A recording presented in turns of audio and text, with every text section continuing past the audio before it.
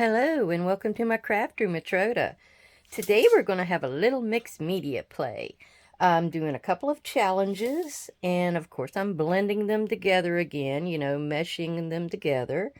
I'm doing the Caroline's Craft Tree Challenge Week 3. It had dictionary, safety, pen, tea bags, beads, and wood. And I'm also doing my Think Outside the Box with Tommi Paper Crafting with Miss Tommy's group. We're doing uh, an item each week. Hers was acetate, and each one of us has to follow and make something out of that. And mine, I'm choosing to be aluminum foil. And my stipulation on it is you cannot leave it flat. It has to be manipulated in some way, shape, or fashion. Thank you, everybody, for coming to visit and to see what I'm into today. I have taken a wide mouth canning jar, lid, rim, whatever you call that, and I have taken pieces of aluminum foil and I've put them around the outside of it. I've kind of wrinkled them up so it's got a kind of a natural look to it. And I have also, after I did that, covered it with some clear gesso. I needed to have some tooth on this so paint would stick to it. I didn't think it would probably just roll right off with aluminum foil, so you needed something else on there. So what I had did previous, I had this little bottle of dimensional paint, the black, and before I painted it, I went in here and put little dots on there to be it's supposed to be a porthole. Tommi did a video on a porthole, and I've been trying to figure out how to do my own. It's not quite the way I wanted it to be, but I'm going to go with it today. So I put these little dots on there before I painted it, and the paint actually adhered to it. But I think I'm going to try something a little different than the way I did it here. I also had to get here's the acetate again. I took a 3.5-inch die, round die, and I cut this out. Now, it will work when you're going into the mouth of this jar lid. Well, actually, it might not have. I actually cut these down a little bit because I wanted them to seat all the way up to the top up here. I was almost playing with the idea of putting a few little seashells in here to make like a shaker, I guess you'd say. Okay. Anyhow, so we might get to that in a minute. I'm going ahead and I'm painting this. I figured you might want to see it. I'm actually painting it with an acrylic paint. It's a metallic copper, because I think all the portholes were usually a copper color. And then I'm going to add a few other colors here to kind of lighten it, bring it down, make it look a little rusty, a little aged. I like that look. And then I will make those little rivet holes with something else. I will use the dimensional paint. Now, if you have a dimensional paint at home, it would be perfect for this. And it will give it that raised look where it looks like it's been sealed into the side of the window or whatever that is on the ship. So I'm kind of doing a stippling. I'm pushing in as well as brushing, so it's getting it into all those little holes, because there's a lot of little holes in there. And because I wanted to wrinkle that baby up. You even might want to come in at a different angle, because you will see holes that you missed. On this other one I actually went in with my fabric tack, because I had to put a few extra, like if you don't get it too, like you get it kind of too thin or straight right there, or flat, I should say, you can get in there with another extra piece and wrinkle it up and add it to that. But then I had to put a little bit of my fabric tack on there to hold it down well, because it was just kind of resting on there. I did wind it around, but it still needed a little extra help. Oh, I'm still recovering from a trip. Oh my goodness. That thing about did me in. I don't know if it's those heavy books I was lifting in that courthouse. And books are like half my size. I'm small, but not that small. But anyhow, they just about to do me in. Now I get in here with my hand, and I hold that extra piece, or I hold it to where I can get around to the bottom side and then to the top side, because I want to go under the lip just a little bit, and then I want to go under this lip. But after that, if you see the aluminum foil inside, I don't think it's going to hurt a thing. Well, let me go in, and before, my idea here is I'm going to make like a cover for a book. I'm not that crazy about it, but you can see where I had some extra of this, and I dry brushed it on these flat tongue depressors. I put them on a piece of watercolor paper, a real strong watercolor paper, and it's almost 9 inches high, and it's 6 inches wide. They were perfect for that, and I just kind of dry brushed it, but I still need to go in with a lighter white color to give me, that beachy look. So let me let this dry a little bit. I'll be back and we'll go to the next step. Okay, this one is my one I already did before. This one's almost dry. I hit it with a heat gun. So we're going to experiment on this one.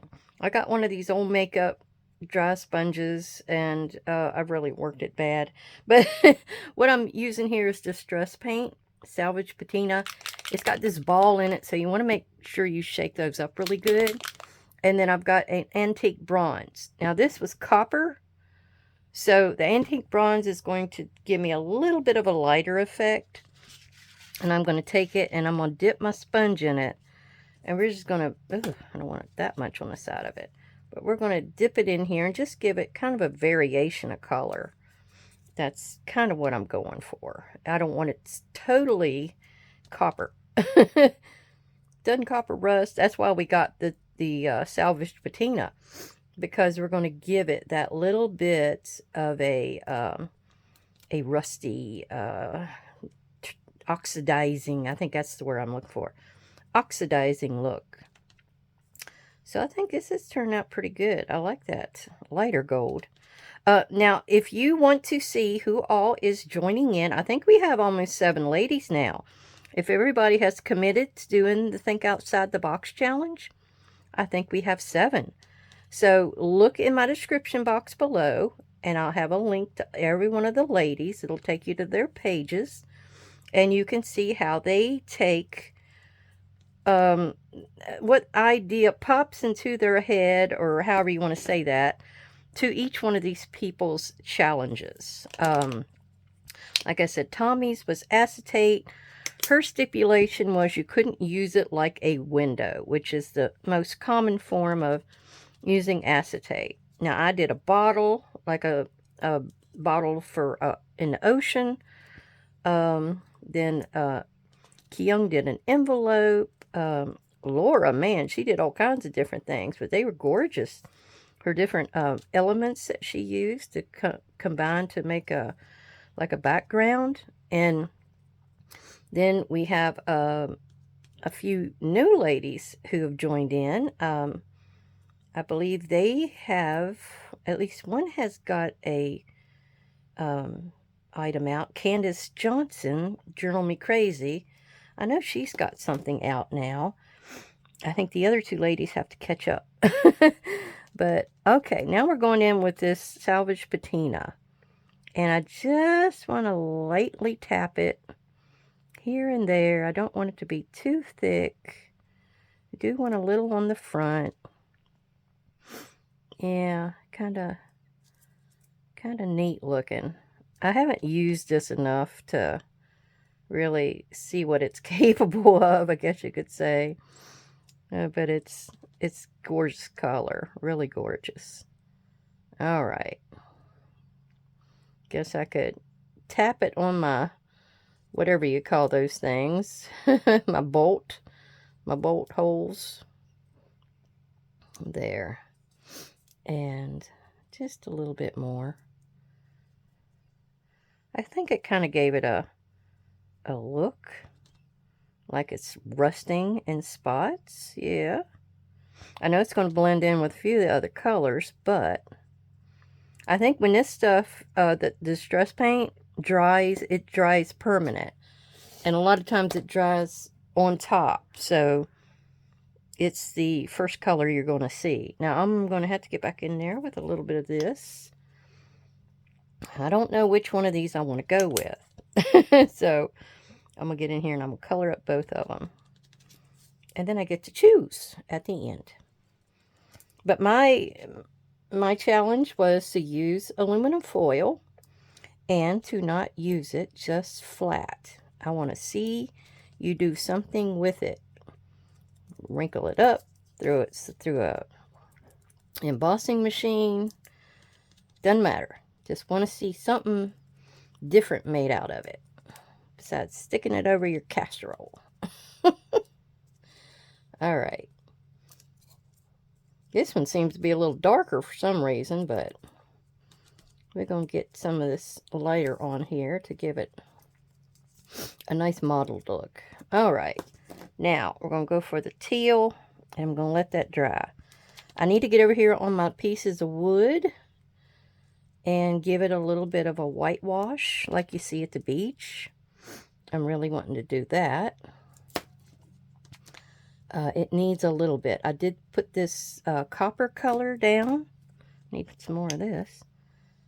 To give me a tie-in, I guess you would say. A tie-in to the copper that's here on the porthole. So, okay.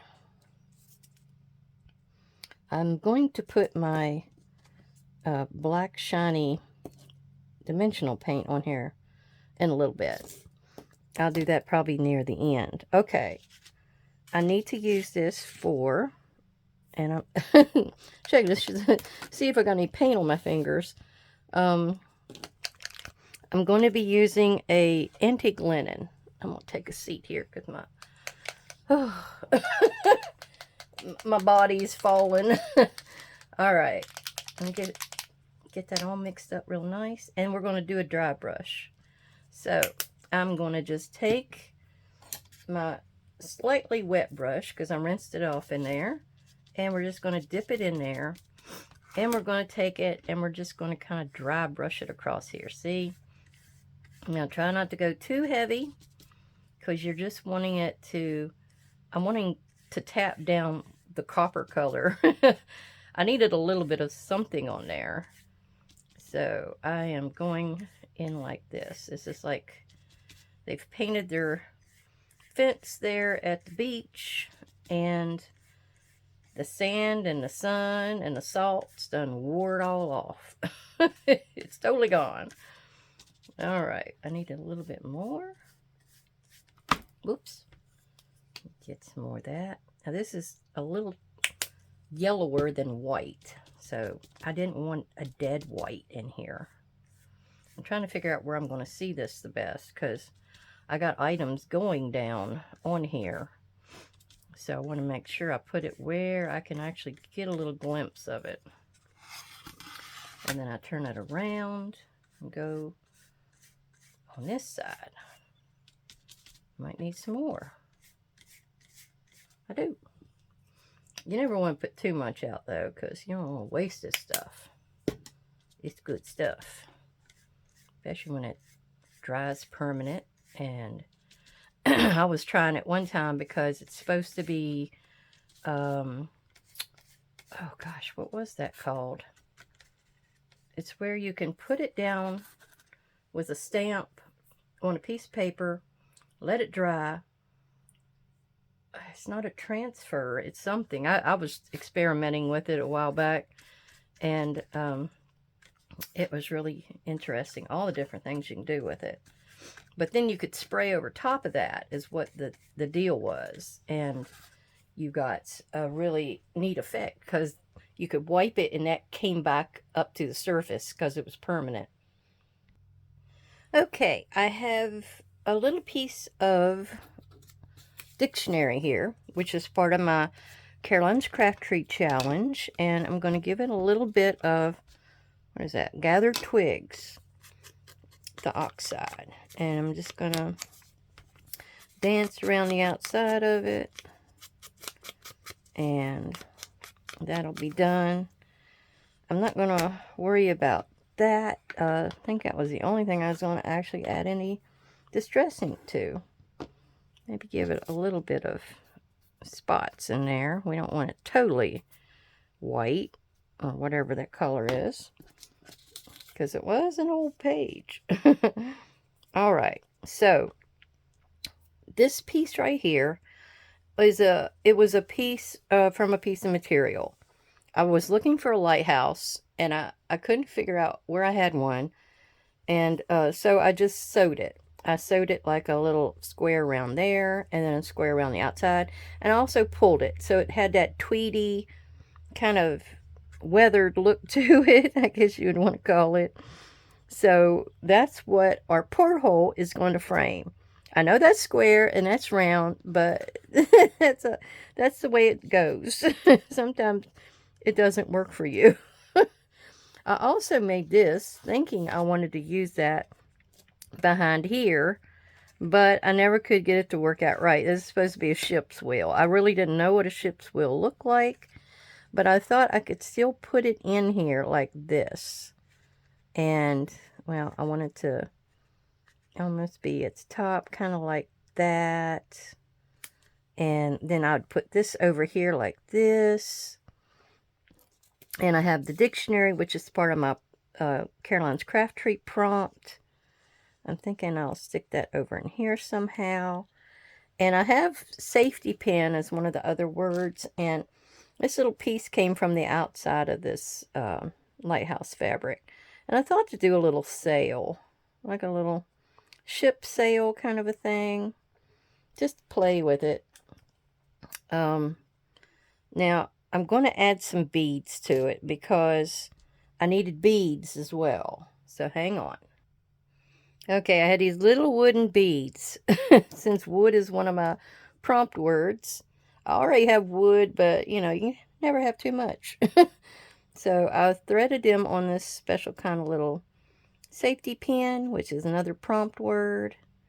And I'm going to put it in, oops, right there. And have the safety pin top kind of be the top of my mast. There we go. Let's see how that turned out. Yeah, I got my little beads on there. I could have put more beads, couldn't I? Oh well. But I was going to have it down here, kind of underneath. And I can always move that up just a little bit more. I played with the idea of pinning it on there. I just don't know. Okay. Well, we're going to go ahead and start putting everything down. I'm going to go ahead and keep my wheel. I'll put my wheel down. And I'm going to use fabric tack because I don't know what's going to keep this stuff down. All right. I think part of this one is going to be not needed, but the rest of them I'm pretty sure are going to go down. And I don't know if it's better to use Elmer's glue. I could have used hot glue. I know that would have been good on here, but we'll see how the fabric tack works. All right, so where did I have that? I had it almost to the top. I had it about right there. Yep. Push everything down. I got paint all over me. Oh, never fails. Well, mixed media is messy. I can tell you that. So now we have this fabric. So we're going to put it down next. I'm just needing to know where exactly to put it for my little sail to be good. I guess that's good right there. Okay. Let's go down on all of our corners with this. Fabric tack is about the name of the game today. Oh.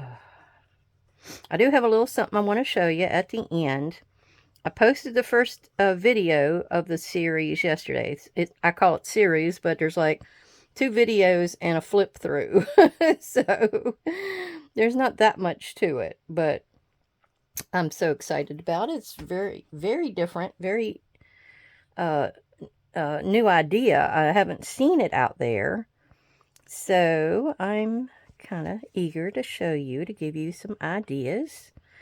And don't the flip through will be like maybe Easter day or the day after Easter. Depends on when I get a chance to film it. I may have to film it Easter evening. We have the family here. They come and eat, and we have my in-laws, my husband's family, and my mom and dad come from across the field over here, and they come in and have a meal. And it's the meal that I serve everybody. His mother does Christmas, and his sister does Thanksgiving. So we kind of alternate it like that. And at least this one, I'm able to get in there and get my mom and dad over here, and I can fix them a little something. I'm trying to remember if they even came last year. I know Mom did. It's been a crazy few years, hasn't it? You know, with the big sea and people afraid to get around each other, and but I'm hoping that is almost over with. I got my 4th shot. Ugh, that's all I'm taking. I don't need any more. I'm telling you. Okay. Let's just kind of put it right there. Some of this is realized and some of it isn't. I wasn't quite settled on a few things, I guess is how you can say it. Oh, I got that stuff coming out the top. All right, now we want to put us cap on this for sure. We want to put our little black dots on here for our porthole rivets. So I'm going to go with black. I'm not going to worry about them being painted. I thought, you know, they might want to be black. See how far apart. I know I went a little too close the last time. So if you needed to get in here and do a little bit of measuring and dotting, could be my guest. I'm letting the cards fall where they may. Whoop, I think it's going to work out just right. Yep, just right. Okay. Now, I'm going to get over here and hit this with the heat gun so I don't smear it from here to Kingdom Gum, and I'll be back. Well, I changed my mind. I think that's going to take too long to dry. So we're going to go ahead and use this one I did before. They're both exactly the same. I'm not so sure I like the black now that I look at it. There was a little black in this, but I didn't want it to be that bold. So I like this look. You can see the little knobs, but they're kind of patinaed. Okay, this is going to go in here, and we're going to push it all the way up to the top. Now I'm going to get back in there with the glue.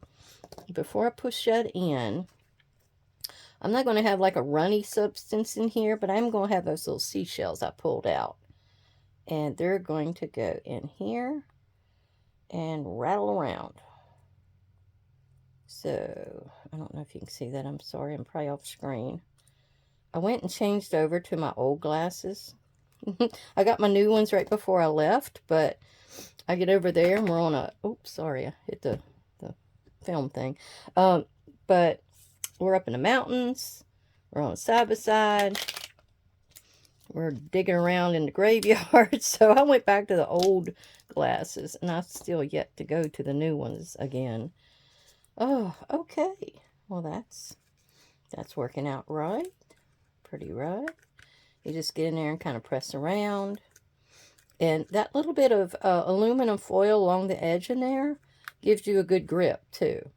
Now, like I said, I did have a 3.5-inch round die, but it cut it too big. So I had to just fiddle-de-fart around with this thing and get it small enough. Okay, so now our next step, I don't know if you want to make sure it's clean in there or not. With these seashells, it probably doesn't matter. But I'm going to put them down on here, right there, in the center. And hopefully once it's up straight, it will lie on the base of my lip down in here. I was hoping that's how it went. I got these from a cousin. She sent her wedding invitation was sent like a message in a bottle. It basically was. It had a little bit of sand in there, had all these shells. So that's where this is from.